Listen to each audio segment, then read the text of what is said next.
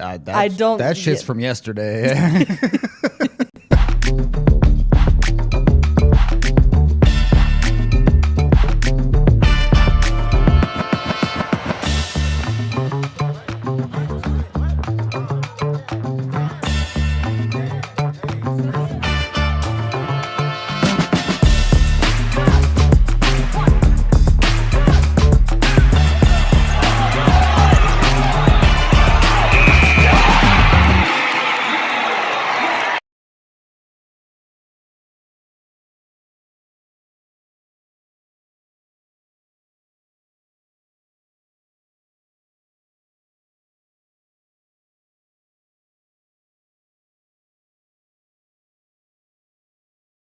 Got done with a heinous back-to-back situation, but there's a little bit of news that we missed from this week that I do want to touch on and dive into. Got AJ, we got Rudo, Bailey here. First off, before we get into the fun, mostly Avs-related stuff here today, a little bit of news that I was intrigued by dropped the other day. Logan Thompson, one of the 3 goaltenders heading to Milan with Team Canada, was announced as day-to-day with an upper body injury. They called up a backup goaltender. Very interesting, with as close as the Olympics are looming. And, you know, the big conversation here has been Jordan Binnington maybe not being the right answer here for this Team Canada. Maybe. But I mean, Mackenzie Blackwood and Scott Wedgwood have posted much better numbers, and now there's maybe an opening. So it looms the question, or it begs the question: is this a conversation that needs to happen, and should they be involved in it? Well, first of all, it's all the more reason to get with our presenting sponsor, Bet365, and bet against Canada at the Olympics. So do that. Absolutely. But in seriousness, I do think this becomes an interesting conversation if Logan Thompson is hurt enough to actually miss a significant portion of the Olympics. We know that Wedgwood and Blackwood were at least in the conversation for Team Canada when they were making the initial roster selections. And you get into this interesting situation now where, let's face it, the hockey world has always been a what have you done for me lately league in the NHL and around the game in general. Blackwood and Wedgwood haven't exactly had the best 2 weeks, with Blackwood coming off of injury and struggling a little bit. And then what we saw out of Wedgwood the other night, if you're making decisions based on what has just happened, you're probably not taking Blackwood or Wedgwood. But then you look into some of those statistics that have happened across the course of this season. There are plenty of people in the Avsosphere and otherwise on the internet calling for Scott Wedgwood to be on the Olympic team. More so than Blackwood. It's Scott Wedgwood who seems to be in that potential first alternate spot. Do they actually do it? I'm not convinced. No, that's a little too easy for me personally. So, yeah, that's. I just thought it was an interesting conversation. I know when the first conversations were happening, roster had not been announced yet. Scott Wedgwood was the initial guy for that, which I do think I appreciate. After a performance like last night's, it does become a little more difficult for me. But I do think even despite that, like, that is an outlier of a performance that we know Scott Wedgwood's capable of better. Well, let me ask you this, Bailey. From a purely Avs perspective, obviously you want the players to represent their country. You want them to get what they deserve. But for the Colorado Avalanche, would it be better for them not to go? That's why I wanted to bring up the conversation. Me personally, if I'm sitting here making all the calls and the decisions, neither of these two guys are on my speed dial. Sure. This is at the same time, though. There's something to be said. I know the conversation has been, Mackenzie Blackwood doesn't really perform well off of rest. So maybe it might be a good idea for him to get the call, get some games during the break. Maybe that's what it takes for him not to suck right out of like coming back from the break. But no, if it's me personally, like looking at how injury prone these two guys have been this season too. Yeah. If injury is one of the biggest worries for the Olympics as a whole, not just for the skaters, why are you taking that chance? Yeah, that's the business side of hockey where you want to do everything in your power to protect your players. It's a big part of the reason why the NHL didn't go to the Olympics for years. Mm-hmm. So at the end of the day, if the players want to go, they should go. Mm-hmm. But I can see how it would be a net negative for the Avalanche to send more players to the Olympics. Yep. So. Yeah, from Team Canada's perspective too, though, like where would they go? It's not to say that the Woods are the only option, but like are you getting into like, oh, Tristan Jarry or Jake Allen? Yeah, those are those are the guys. Like, I think Jake Allen would be one that you could make a good argument for because he's having a solid season. He's outplayed Markstrom, but also he's like a veteran that has done the platoon thing. He's been a backup. He's been a starter. He's got so much experience that I'm like, I think Jake Allen is the easy answer here. But you're gonna build out that elite roster top to bottom, and then Jake Allen might be the guy in net for you.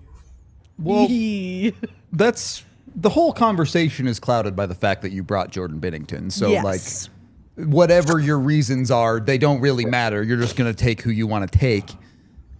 But the other side of this is the guy you're bringing in is on paper your third goaltender. Are they even going to play at all? Right. And that's where I understand the Jake Allen veteran. Oh, he'll just come in and be a mentor type of guy.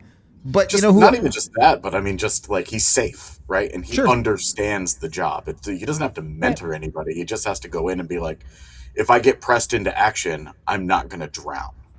Mm-hmm. I mean, is that not Scott Wedgwood? Yeah. Is that not the same type of role? Jake Allen just has a better track record over a longer period of time. That's fair. That's really all it is, man. No. And I do think to like looking at the season as Scott Wedgwood has had, like this isn't a conversation at all for a guy like Scott. If he doesn't put up the numbers that he does and earn himself an extension at the beginning of the season, he's the first one of the two goaltenders named there solely because of the start that he had, the position that he was put in to be the guy that had to stand in place of Blackwood until he came back healthy. So, again, the storyline is more of a feel-good thing, I think, for for Scott Wedgwood. I honestly, for both of them, I think it's more of a maybe they deserve it this year, but if you're looking at careers, they probably aren't the guy. It's just that Jordan Binnington shouldn't be the guy either. For me, it really doesn't make sense for Jordan Binnington if you're looking at a now versus a career. I know he's been a decent goaltender throughout his career, and he helped out at the Four Nations. But yeah, they brought Jordan Binnington because he played one really good game at the Four Nations that happened to be the championship game of the Four Nations. That is the entire reason Jordan Binnington is on Team Canada right now, is because of that one singular game. Again, if you're looking at bringing the best goaltenders, the goaltenders that are working really well in the league right now, the best of the best for your respective country, How are the Woods not in that conversation? So that's, I don't know. Let me quick dial Team Canada really quick. There have been 24 goaltenders, 24 Canadian goaltenders in the NHL this season. Jordan Binnington is 22nd in save percentage. Yikes. There are 21 better options here. Yeah, well, I mean, Trent Miner is second on that list, so some samples are involved in this list. It's not Trent Miner in a Team Canada jersey, I'll buy it. Didn't filter this at all, but if you were going by who has actually had a great year, you would also be talking about Jet Graves, which would be awesome because he's got such a cool name. Yeah, fair. I don't know, fun one there, but. Getting into the big news that we, of course, happened on an off day for us, too. Always does. Every single time. We talked about it a little bit during our pregame show, but AJ, wanted to get your thoughts. I know you had a whole article that you wrote about it. Go check that out. Sam Malinski sticking around the Colorado Avalanche. For me, as somebody who's really liked kind of digging into prospects over the last couple of years, I really love that this is a guy who's broken the roster and found his spot and cemented himself into this organization. And I'm glad that the front office seems to like that move as well. Yeah, their success, there's so many different angles to this. Yep. They got another legit NHL player Out of college free agency. out Yeah. of an undrafted college free agent. They've had a couple of them now. Logan O'Connor's like the most prominent example, but they've done a decent job with the depth guys as well. I mean, even guys like Ben Myers and Dom Toninato are still kicking around, right? Like, Yeah. Jason Poland's still in your system. True. You traded Andre. Now I'm blanking, the kid that played at Minnesota State. not Buyalski, the other one. Yeah.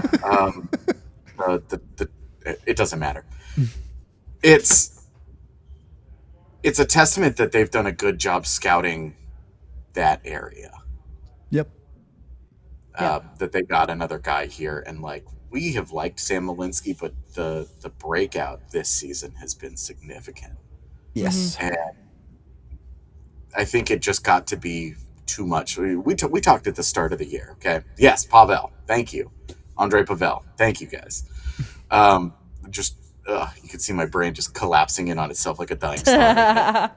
But we saw the start of last season, Sam Malinski outplayed Oliver Shillington and Eric Brandstrom and took that job.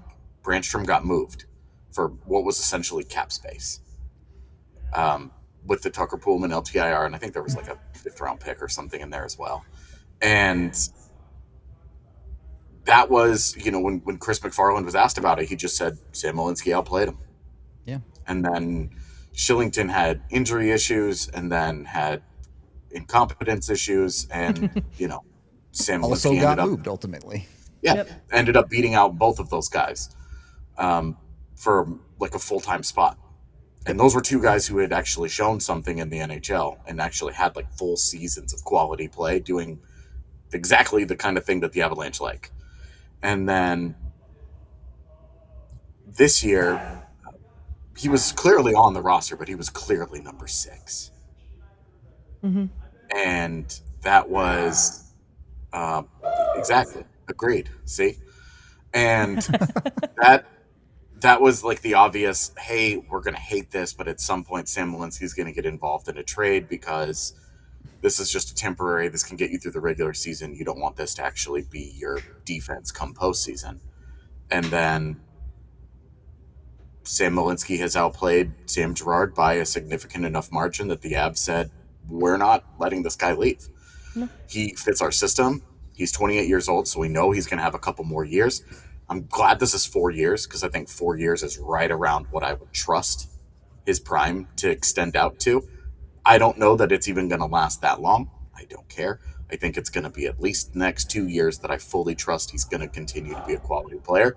And I think that the offensive stuff is one thing, but it was how competitive he has been defensively.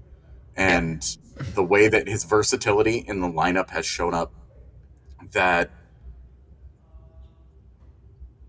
it's not, we were curious how he was going to be on the left side. Yep. Well, since Devon Toews has gone down, he spent an entire month on the left side next to Cale Makar. Yep. Granted, this has not been a good stretch of hockey from the Avalanche. I'm not going to pin that on Sam Malinski. No. But, okay, so he's not ready to take Devon Toews' job and likely never will be. That's okay. That's fine.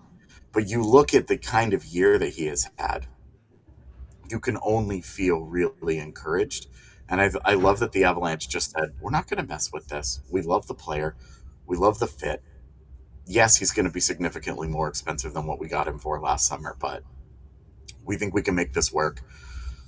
4.75 is a little pricey for a third pairing guy, So that tells you, okay, we think he's going to be more like a second pairing guy. Well, if he's going to be a second pairing guy, you're going to have to make a change somewhere. Yeah, well, I mean, no doubt we'll get into that change. On Malinski himself, I think you could make an argument that he's been the Avs' second best defenseman this year. It's probably Devon Toews. Toews has probably had a better year, but relative to what Toews had been giving you in previous years, Toews has fallen off quite a bit, as opposed to Malinski ascending into his position. Ultimately, I think we are seeing the limitations of him as a top pairing guy. That's probably not what he is, and that's how we ended up with the contract that we did. What I will say about a 4x4.75 million deal for Malinski, in this new cap era that we're living in now, with exceedingly high numbers of increasing cap hit every single year, if Sam Malinski is capable of being a second pairing defenseman across this contract, that contract is a great deal. Yeah. $6 million is the new $4 million for second pairing defenseman in the NHL. And you got Sam Malinski in at under $5 million. There's a lot to talk about there, but I do want to hop in and take our first break of the show before we get back into talking about Sam Malinski's roles.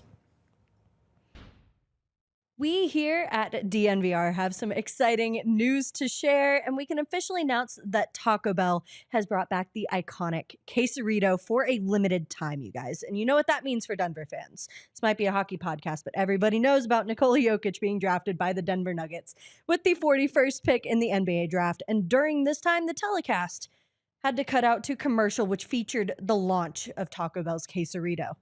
This cemented this legendary connection between Taco Bell and Nikola Jokic, and the Joker has now officially tried the quesarito. He is a believer. He's joined the club, you guys. Even better is that Taco Bell has brought back its spicy volcano sauce to pair with the quesarito to take up the heat to the next level. So get over to Taco Bell and celebrate the Joker and pick up a volcano quesarito today. And while you're at it, don't forget to grab something from Taco Bell's crispy chicken menu. Whether it be a taco, burrito, or strips, Taco Bell's crispy chicken delivers every time. And with football playoffs taking full effect, be the hero of the party and don't forget to pick up a crispy chicken game day pack featuring chicken strips, soft tacos, and Taco Bell's amazing nacho fries. This is definitely a winning combination, you guys. Live Más at Taco Bell. And maybe you want to order that Taco Bell ahead. You might need some Wi-Fi to do that. And that is where our friends over at Xfinity come into play with their 5-year price guarantee. Something that hooked me, you guys. What if you could have reliable and intelligent Wi-Fi? And what if you could keep it at the same price for 5 years? That is the Xfinity price 5-year price guarantee. Imagine Wi-Fi that makes everything in your home work together, that finds and fixes problems before you even notice them, like super intelligent Wi-Fi with a sixth sense, and that lets you stream the game even when the whole family's online. All your devices working in perfect harmony for 5 whole years. And here's the best part. No annual contracts, no hidden fees, and Xfinity's best equipment included. Take it from me. A lot can change in 5 years. Championships are won. Records are broken, dreams grow bigger, but your Wi-Fi, it should stay reliable, and the price should stay put. Look at your price and unlock the possibilities with Xfinity. Learn more at xfinity.com. Xfinity, imagine that. Select plans only and restrictions apply. And second period of the DNVR Avalanche podcast brought to you by Bet365. That is the most interesting part, I think, for me looking at the Sam Malinski deal is the beginning of the season. That was one of the bigger storylines heading into this was definitely they're really log jammed on that right side. Who's going to fill that left side? And who does Bednar trust to do that? And that was a huge part of this. It for me, I think, shows a lot of what Bednar thinks Sam Malinski is capable of and being able to play that left side and being given that trust with, you know, you've got a guy who, like Samuel Girard, who's maybe a little more tenured on the team, not getting, you know, that look there. And Sam Malinski, that seemed like a pretty easy answer to maybe what should have been a short-term problem and has now become a bigger conversation as the trade deadline looms. I don't know. It's just interesting to me that guy for Jared Bednar was Sam Malinski. It is fascinating because the what if conversations like dominate sports discourse, and the way that injuries kind of change the way that we get into things.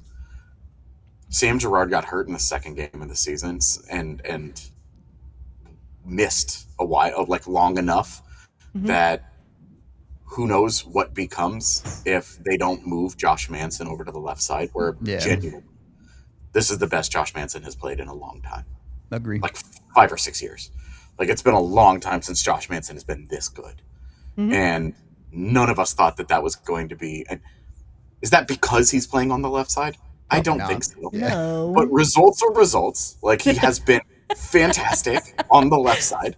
And that was not something that any of us, Jared Bednar included, thought was going to take place when the season began. He was asked about it in his first press conference of the season, where he was like, those are old guys. I'm not going to try that with them. Third game of the season, tries it with them. Right.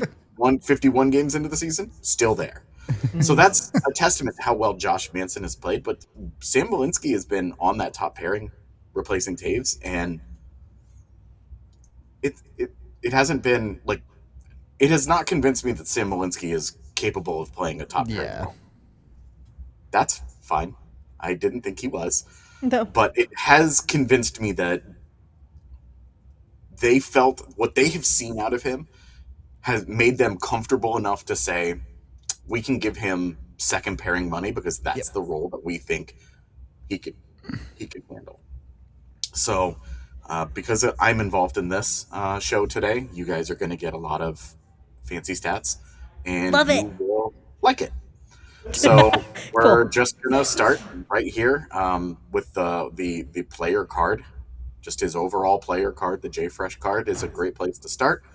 And this is really bad for audio listeners, so I'm so sorry for that. Go watch it on YouTube. But this card tells you this has been a player who has succeeded in all facets of the game that he's actually asked to play. The big thing, his competition number is really low. He doesn't play on either special team unit. That, in my opinion, maybe he should. Yeah.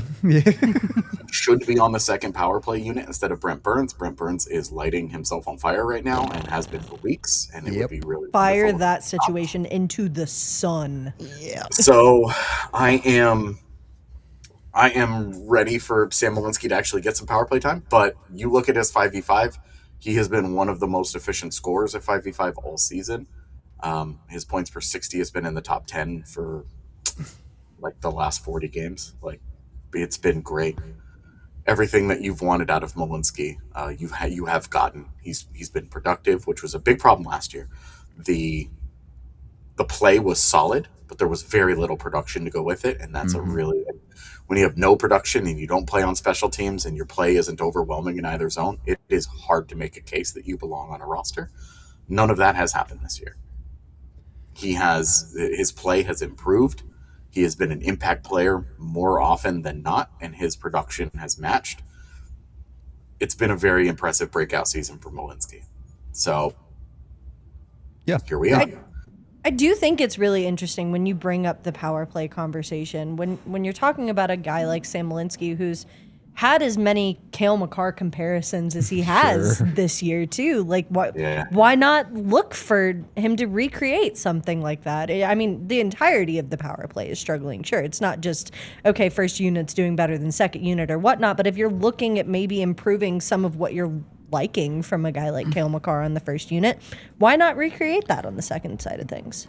It's just not really a conversation because of how much the first unit plays anyway, right? Fair. If the Avs regularly use their second unit, I think we would hear a lot more noise from us as much as anyone else that Sam Malinski should be on that second unit over Brent Burns. But they play tops 30 seconds of every power play, and realistically, it's more like 15 seconds of every power play. Yeah. So you just don't see it that much anyway. So that's fair. How much would that actually impact Sam Malinski of getting that minimal time on the power play? I don't know, but he's certainly earned opportunity. He has about 33 minutes of PK time and like 6 minutes of power play time. Oh yeah. I was surprised at that split. I thought that they would be closer together because he doesn't really play either unit very much. But. Well, the Avs have had a knack for putting defensemen in the box this year, so somebody's got to take that defensive line for them on the penalty kill. And like, enough of their games have also been out of hand in third periods that True. like, you can sneak him out there and just be like, meh, just go do it. You know, Yeah. oh, it gives him an opportunity. We get to look at him. Whatever excuse you want, it's fine. But it has been interesting. Since we're still kind of looking at the overview of stuff, Tiff, if you could just bring up heat maps, that would be a great follow up to this because they're also good. Yep. You also see he's driving play on offense, he's suppressing play on defense. And again, like you can ignore the results that they have on the special teams side of it because Minimal minutes, yeah. Sample size is nothing.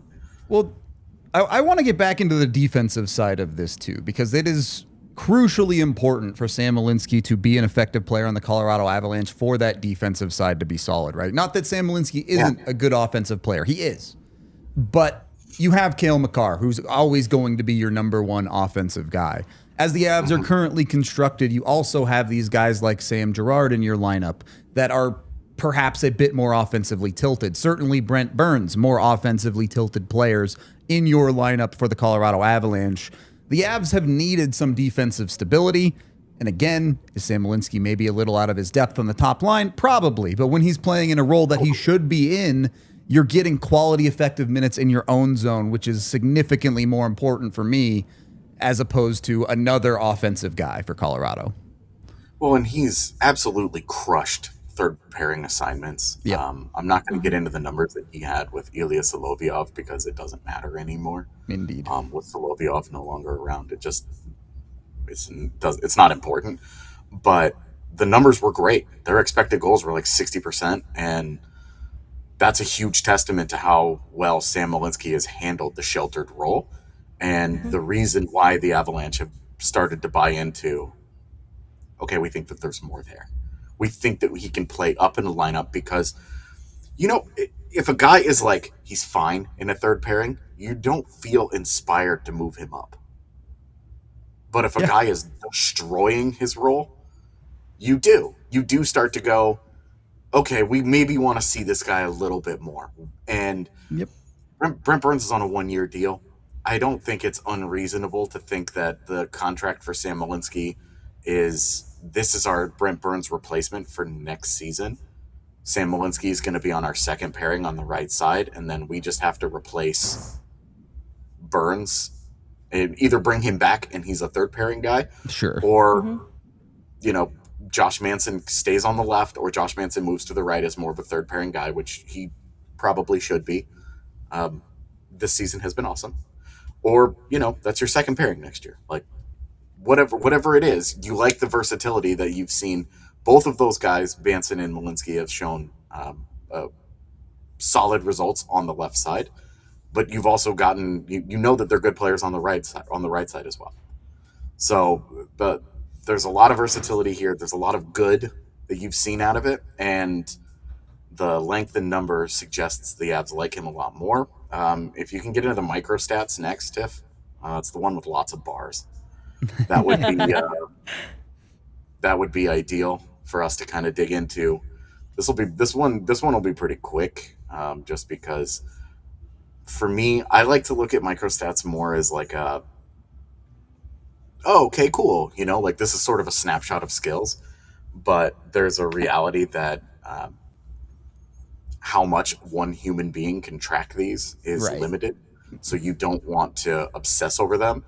But yeah, as you see, this wasn't done intentionally. This was done for sizing purposes, but Tiff accidentally cut the card in the perfect place because you look at the top half of the card and it's all blue bars. That's all work with the puck. Yep. That is all stuff that he is doing with the puck. And then the bottom half of this is play without the puck, where he struggles a little bit more. Yep. That's not a surprise. That fits his profile. That's the guy that we've come to expect. That's who he is. That's fine. It's a really effective player. You need to have that. Okay. So these are micro stats. This really gets into like the nitty gritty, real nerdy stuff, like the really, really drill down. That's why we call them micro stats. But I think that they're interesting for like, oh, is this guy completely useless with the puck? This is a good indicator of that. Sure. Is this guy a guy that other teams are constantly trying to target, as we see was in Sam Malinski here on the zone entry defense? Yes. He is a frequent target. Some of that is going to be a product of him playing on his offside. And so when a guy is coming down the wall, his stick has to go out to his backhand. He's not on his forehand. It's easier to take advantage of him in that situation. That's just good scouting by the other team. Like, that is the problem with guys playing on their offsides is, they're a little more vulnerable in specific areas. That's one of them. So I'm not surprised to see those numbers like that. AJ, let me ask you something on that. Because obviously these are full season stats, so this is not solely just Malinski with Makar. But Correct. How much of that is teams look up and they say, do I want to try it against Makar or do I want to try it against this other guy? Yeah, I mean, I would be curious to look at what Devon Toews' numbers are as well. Yeah. But that's a little different reputation where For sure. Toews is amazing with this stick and like trying to dump pucks against him. You have a decent shot of him just whacking it out of the air and moving it up the ice and it turns into a train wreck for your team. But yeah, yes. I think that some of that is going to be an impact of, okay, he's on his offside, but also he's playing up over the last month. He's played up. Yep. I think that's an important thing that I do want to dig into here in a little bit, but do want to go ahead and take our second ad break of the show and shout out some more of our sponsors. Producer woman. What? It's break time. Sorry. I'm talking.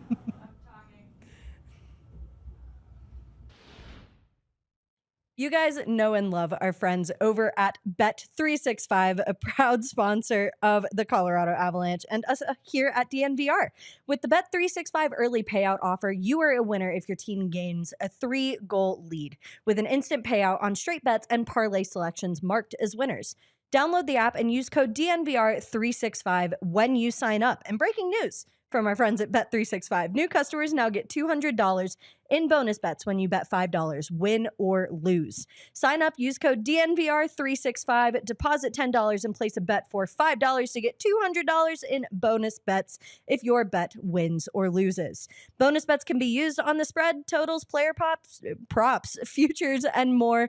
Whatever the moment, it is never ordinary at Bet365. You must be 21 years or older and physically located in Colorado. Please gamble responsibly. And if you or someone you know has a gambling problem and wants to help, call or text 1-800-GAMBLER. Terms and conditions apply. And when you have made a little bit of money from your friends over at Bet365, maybe you're looking to make a little more. And that is where our friends over at Shopify come into play. Shopify is the e-commerce platform, that's a hard word, behind millions of businesses around the world and 10% of all e-commerce in the United States.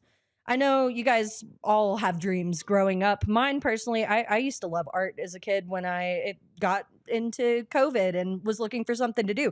I used to paint shoes. That's where Shopify can maybe come in handy if I'm looking to sell some of those. You might have your own story, might have something you want to sell. So be sure to get with your friends over at Shopify to start your own business. And Shopify even powers the DNVR merch store. Shopify has got you covered with website creation, product descriptions, email and social media marketing, and more. They also have AI tools designed to help you maximize sales. And if you are ready to sell, get with our friends over at Shopify. Turn your big business idea into cha-ching with Shopify on your side. Sign up for your $1 per month trial and start selling today at shopify.com/allcity. That is shopify.com/allcity. Cha-ching. Third period of the DNVR Avalanche podcast brought to you by Bet365.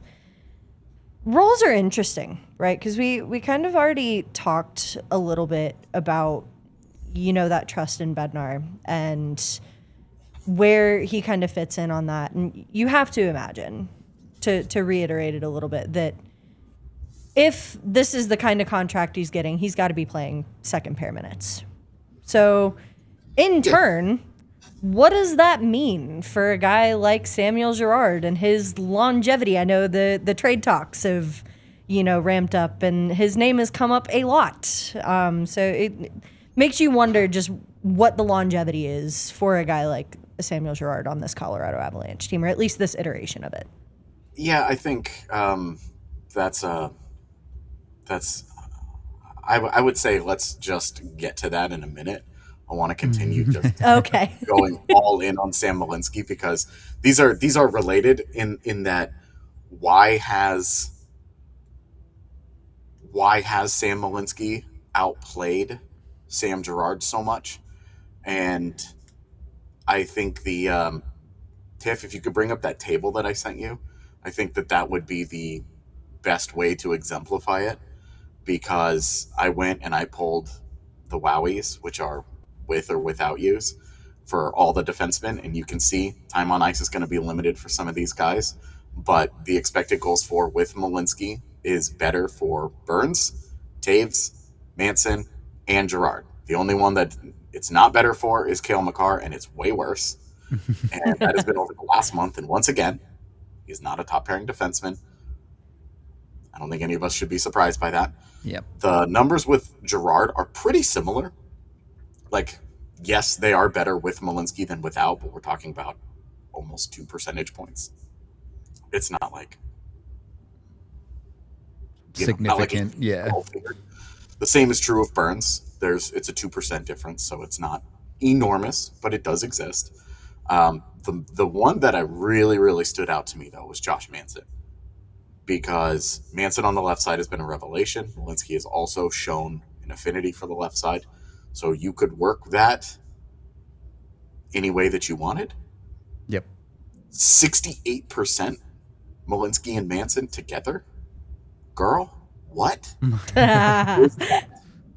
I understand it's only been 66 minutes. Like, that's not very much time together. And Manson without Malinski's at 57%. So again, Manson has had a very good year.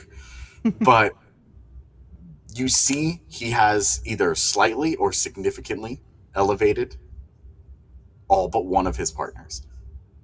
Well, the Manson conversation too begs the question of when Devon Toews does get back in the Avs lineup, do you just leave Malinski and Manson together on the second pairing, especially with the self-immolation we've seen out of Brent Burns over the past couple of weeks?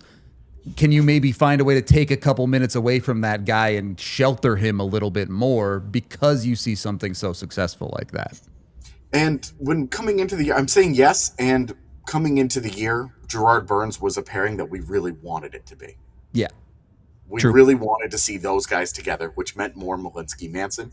We've got almost 50 minutes. I'm rounding up a little, but we've got 49-19. I'm sorry, we've got 66-58. I can't read my own numbers here. We've got 66-58 of proof that Malinski Manson is very successful. Now, that doesn't consider game state. That doesn't consider any of these things. And these are all 5v5. This isn't even strength. Right. Doesn't include 4v4. Doesn't include overtime. Doesn't include any of that stuff, right? This is just purely 5v5 numbers. So I think that it's interesting. Yes, it looks really good. And yes, Brent Burns needs some sheltering. Yes. A little bit more sheltering than he did early in the year. You have a defense capable of giving him that when Toews returns. And with that in mind, I mean, a Girard Burns third pairing looks solid for right now. But the reason that you are talking about this maybe being the end of days for Sam Girard, next year's cap situation with this, and I got into this quite a bit in my written piece, which I'm just going to assume you've read. But if you didn't, I'll give you the quick version here. Also, yes, sign up for Die Hard. Go read it. It's how we get paid. The cap situation next year, it's not bad. Okay, I'm not going to sit here and tell you that they're in dire straits. They are not. But they have around $8 million in space, like roughly $8 million in space, depending on like who they've called up and who they've sent down, all the roster things. But $8 million in space, but $3 million of those are going to Brent Burns for his bonus that's already vested this year. The last $1 million on Burns's bonus will not vest. He needs to average 23 minutes. He's averaging 19. I don't know what the math is, but I'm going to assume that he would need to play like 30 minutes a night in order for that thing to catch up. No. So not worrying about that last $1 million. So we're just going to go ahead and say that $3 million is very likely going to. They have the choice. This year's cap, next year's cap. It's very likely going to get pushed onto next year's cap where they have a little bit of that space. Right now they don't. So unless there's just something that I'm missing about this, they don't have that space this year. You should probably reach out to the CBA expert that's on Twitter. That's the big Abs fan, and ask him, because he's always a wonderful resource for these things. But this is a big reason why I think after this deal, Malinski's going to make 4.75 for the next 4 years. Girard makes $5 million, and it expires at the end of next year. So you need money wise, you need to balance this a little bit. Style wise, you really need to balance it a little bit. You didn't want to go into the postseason with this group of 6. Manson has been great. He's re-signed. Malinski's been great. He's re-signed. Burns has been kind of a roller coaster. He's on an expiring deal, but you're also not going to trade him in the middle of the season. There's an odd man out here. There's an obvious odd man out. He's also been the one who's been outplayed. His numbers are okay all the time. Very rarely do you look at Sam Girard's numbers and go, oh my God, we have a problem. But he's part of a big mistake. He's part of a big breakdown. His numbers, for years now, there has been a noticeable gulf between his actual on-ice numbers, goals for, goals against, versus his expected goals for, goals against. At some point, you can't just continue to go, well, it's just variance. If it happens all the time, there's something related to the player that's happening. And that, I think, is enough to say that he's probably the odd man out. He's been outplayed. His contract situation is the most up in the air. The problem is he's the left side defender that, like, you have 2 of them. You have Toews and Girard. So if you're moving him, you either need to be moving him for draft picks that you plan on immediately flipping, because you don't need draft picks otherwise, or you're moving him as part of a deal for a center. You're a hockey trade. Yeah. It's player for player. Or you're just straight up stylistically swapping him. Like Sam Girard for an Oliver Ekman-Larsson 1-for-1. Like, I literally... Is that really a style swap? It is. The OEL has this reputation, but you look at who they are today as the player today, OEL would fit the role that the Avs want on the left side. And he's been pretty good.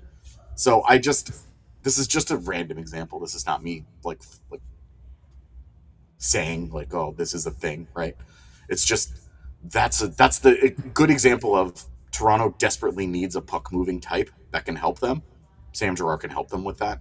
The Avalanche need more of a defensive defenseman type who can make a play with the puck. He's not going to produce 40 points for you, but can make a play with a puck. OEL fits that. So that's like the kind of deal that they need to be looking at. So that's where they are with after this Malinski deal.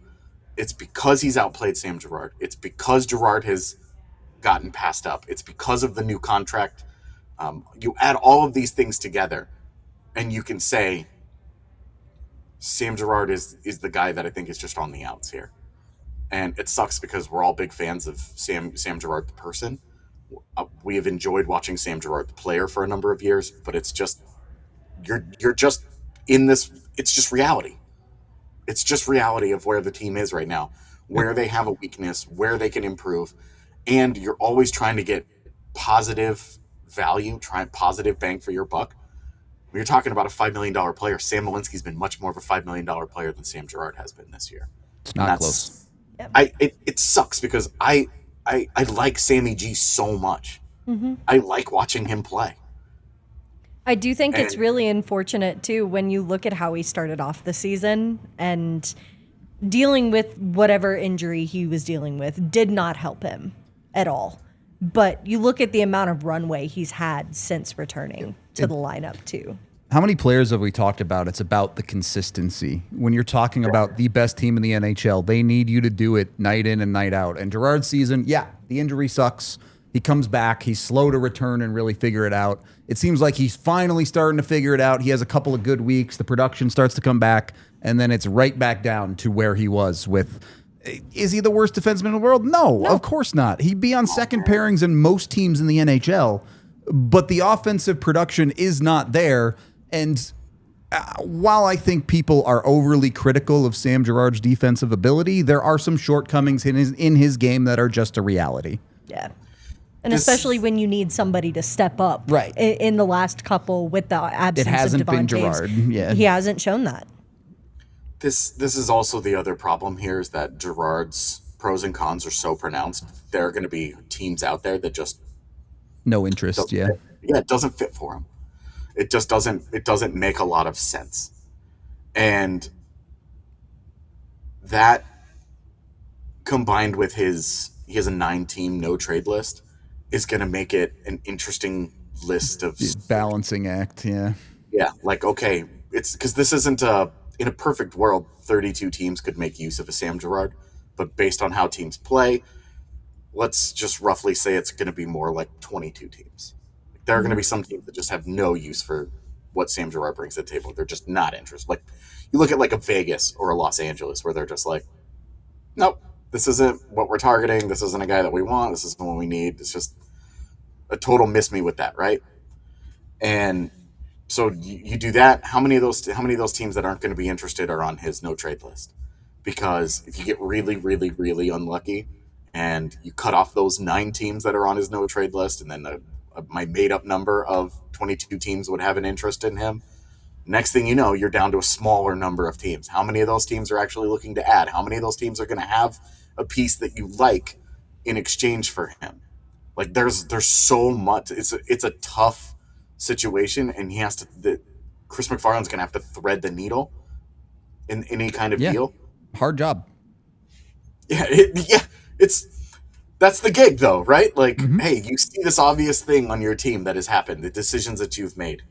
Hey, I applaud him for going out and saying, we're not losing Sam Malinski. We like the player. We like what he's done. His growth has been fantastic over the last, since he came into the organization. I don't know how many months it's been. Not quite 3 full seasons yet. We love that growth. We want him here. He's part of this for the next 4 years. Locked it down. But that's going to come at a cost, and that cost is most likely going to be Sam Girard. AJ,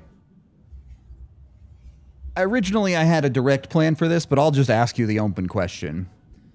What has been the Xfinity X factor for Sam Malinski's rise in the Avalanche defense? Is it the decline of Sam Girard? Is it the absence of Devon Toews, or is it something else? As this is the Xfinity X factor, imagine that. Yeah, no, I don't think it's either one of those things. I think it's the way that Malinski played at Cornell was a perfect fit for the Avalanche, and that was a big reason why him signing with Colorado made a lot of sense, even though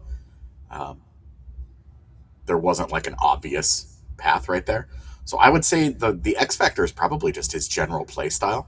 But I think the thing that has really pushed him over the edge in terms of his effectiveness at the NHL level is his competitiveness. He competes hard on the defensive end. He's not big. He's not super strong. He's not going to bully anybody, but he competes. And that competitiveness can take you a long way. His traits are great, right? Like the traits, he's got good hands, he's got a good shot, he's a good playmaker, good vision, all that. But it's really the competitiveness. Can his competitiveness earn him a penalty call for getting smashed in the face one of these days? Apparently not. No.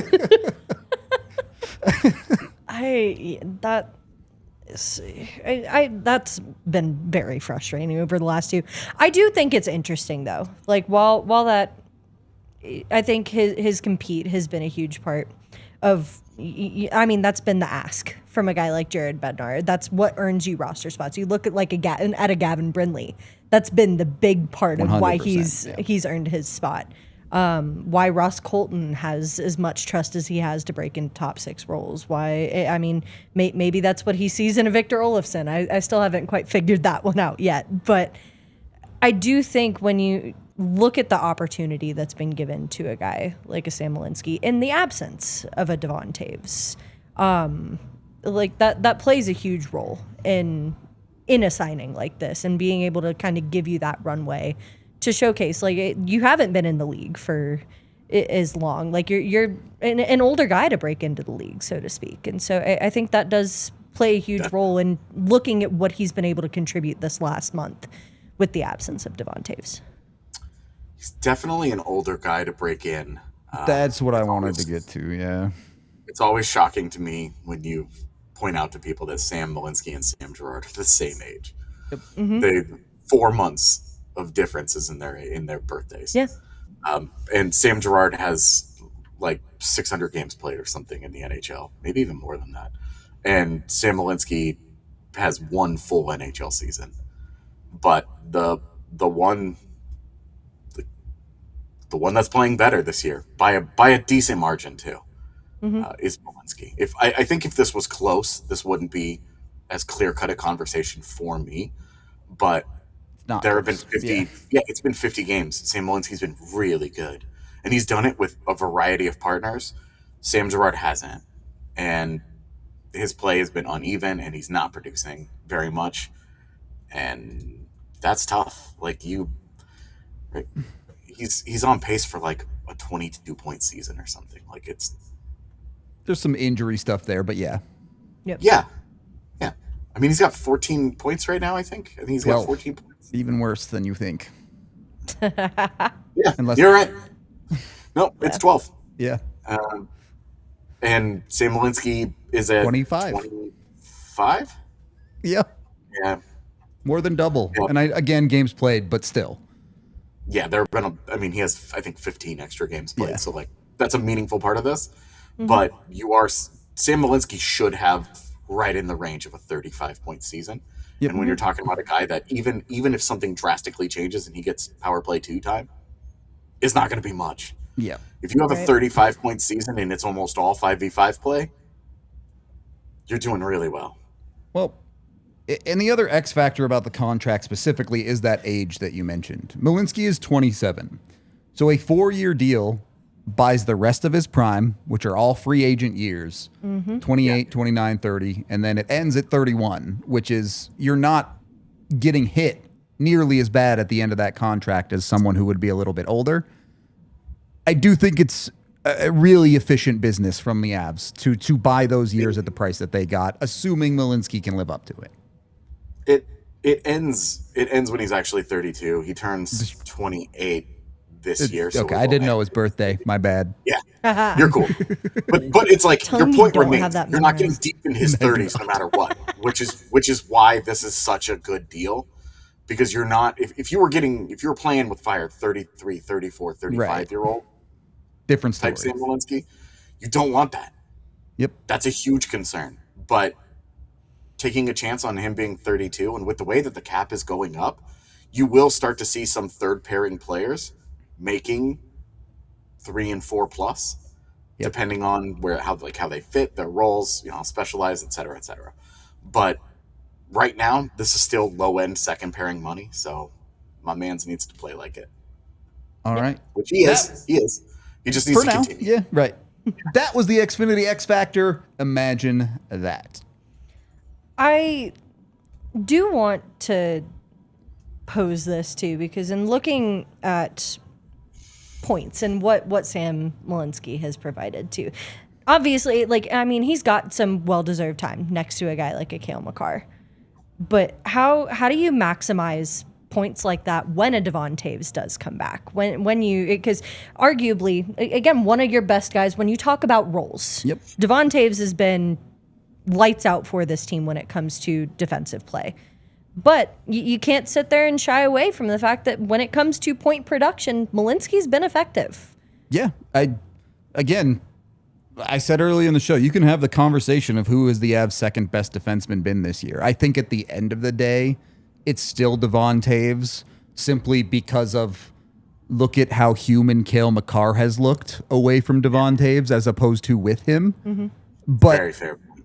Individually, you could absolutely make an argument that Sam Malinski has been a better guy than Devon Toews this year. Yeah. I just thought that was interesting because, again, when you talk about getting the most out of your guys, and obviously you want Devon Toews to take that next step that we've seen in seasons past, where that production has been a big portion of what's made him so valuable to this organization. But looking up and down the blue line, you want to maximize what a guy like Sam Malinski in a career season has been able to give you. Yeah. Yep. I mean, right now he's 7th among NHL defensemen who have at least 400 5v5 minutes played. He's 7th in points per 60. It's a little weird because Makar is 3rd, Burns is 5th, Malinski's 7th, and Manson is 9th. So, like... So the whole FD, they're producing really, really well. And then you have Toews and Girard who are like 70th, which is like, okay. That's not towards the bottom of the pack, though. That's still in the upper half. So that's pretty funny. And also like speaks to why a guy like Girard might be not the odd man out. Yeah. Yeah. He's just gotten replaced a little bit, but it is funny. I mean, Sam Malinski is 14th in defenseman even strength points. Like he has as many even strength points as Jake Sanderson. Pretty good. Like, Yep. He has been really, really effective, and so that's why he got the contract. Yep. No. He earned it. And then for me too comes down to, at the end of the day, regular season's great. What you put up in the regular season it helps you set a good foundation for what you do in the playoffs. But we're looking at a Sam Malinski obviously, I mean, this season is a prime example of what they want to do with a guy like him on the roster. But you have 4 years of a potential shelf life of a guy like Sam Malinski in a different role maybe than he is pursuing now. Is that it? I don't know.